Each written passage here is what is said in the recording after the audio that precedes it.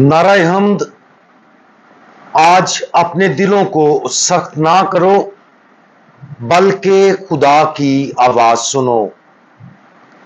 आज हम मुकद्दस लूका की अंजील उसका 13वां बाब और उसकी आयात 7 ता 9 पर ध्यान ज्ञान करेंगे। और आज हम अपने दिल की मट्टी जरखेज करना इसके बारे में सुनेंगे। तब उसने कराम से कहा, देख 3 वर्ष से मैं आकर अंजीर के इस दरख्त में फल ढूंढता हूं, मगर नहीं पाता। इसे काट डाल, ये जमीन को भी क्यों रोके हुए रहे।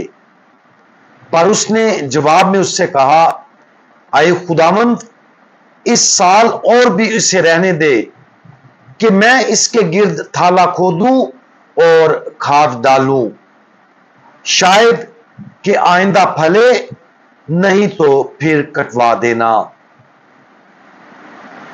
सवाल यह है कि हमारी जिंदगियों से कितने अच्छे फल पैदा होते हैं। यह ईमानदारी से जवाब देने के लिए एक अहम सवाल है।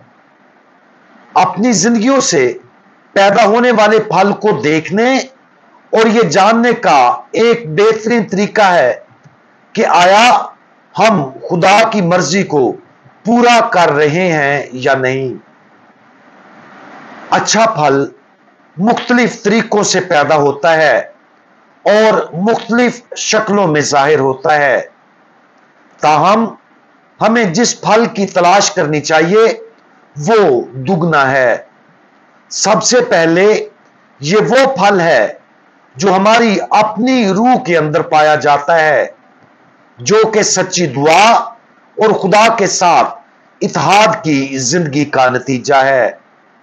दूसरा, हमें दूसरों के लिए अपने ईमाल में खैरात से पैदा होने वाले फल की तलाश करनी चाहिए। जब हम अपनी रूहों को ईमानदारी से देखते हैं तो हमें क्या नजर आता है। अक्सर हम अपने अंदर एक किस्म की जंग देख सकते हैं, जिसमें हमारे बेतरतीब जज्बात और भूख खुदा की रूह के खिलाफ लड़ते हैं। अच्छे रूहानी फल को अंदरूनी तत्हीर की जरूरत होगी। नमाज, रोजा, रूहानी पढ़ाई और इस जैसी चीजों के जरिए हमें ऐसे तरीकों की तलाश करनी चाहिए जिनमें खुदा की रूह हमारी बेतरतीब इंसानी फितरत को अपने कंट्रोल में ले और अपनी पाक मर्जी के मुताबिक उसे दोबारा तरतीब दे। अगरचे हम सब गुनाहगार हैं और वक्तन फवक्तन गुनाह में गिर पड़ेंगे, लेकिन हमें हर उस अमल, ख्वाहिश और आजमाइश पर काबू पाने के लिए मुस्तैदी से काम करना चाहिए, जिसे हम मारूजी तौर पर खुदा की मर्जी के खिलाफ समझ सकें। बाज़ औक़ात हमारी ज़वाल पजीर इंसानी फितरत हमें इतनी जबरदस्ती के साथ गुनाह की तरफ खींच सकती है कि यह हमारी अक्ल को उलझाकर हमें हमारे गुनाहों की अकलियत की तरफ ले जा सकती है। लेकिन अगर हम अपनी जिंदगी में खुदा की मौजूदगी का फल चाहते हैं तो हमें अपनी अंदरूनी जिंदगी को एक फलदार बाग बनाने का इंतखाब करना चाहिए, जिसमें खुदा की खूबियां बढ़ती हैं और कसरत से परवरिश पाती हैं। तो एक बार फिर जब हम अपनी रूह में देखते हैं तो हम ईमानदारी से क्या देखते हैं। जैसा कि खुदा हमारे अंदर खूबियों की परवरिश करता है और हमारे बेतरतीब जज्बों और भूख खुदा की रूह के कंट्रोल में आ जाती है, तब हमें यह भी मालूम होगा कि खुदा की मोहब्बत के अंदरूनी सम्राट को हमारी जिंदगियों से दूसरों की जिंदगियों में बहने दिया जाए। हम बेलोस और कुर्बानी की जिंदगी की ख्वाहिश करने लगेंगे। हम दूसरों को पहले तरजीह देने की ख्वाहिश करना शुरू कर देंगे।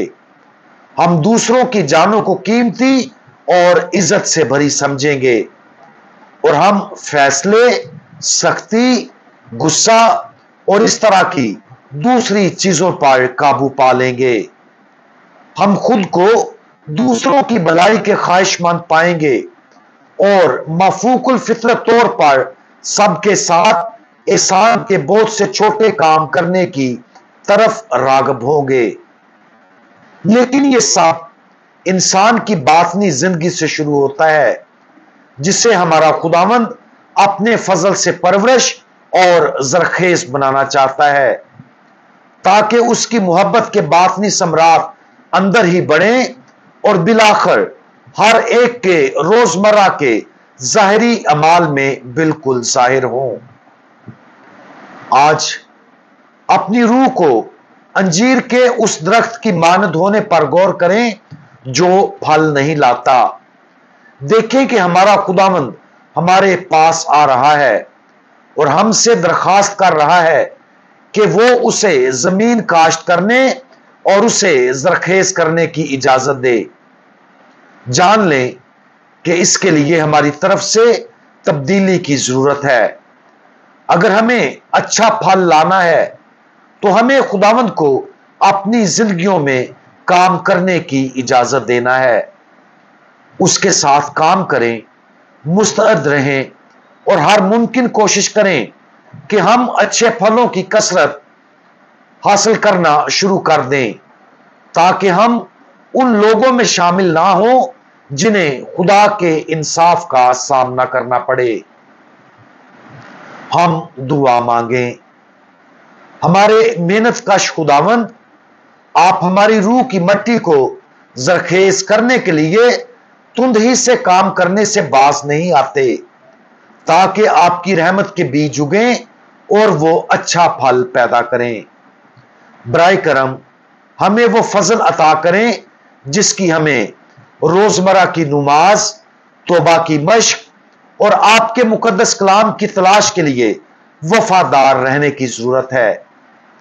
प्यारे खुदावंद, हमें तब्दील करें और हमारी जिंदगियों में अपनी मुकद्दस बादशाही का अच्छा फल ले आए।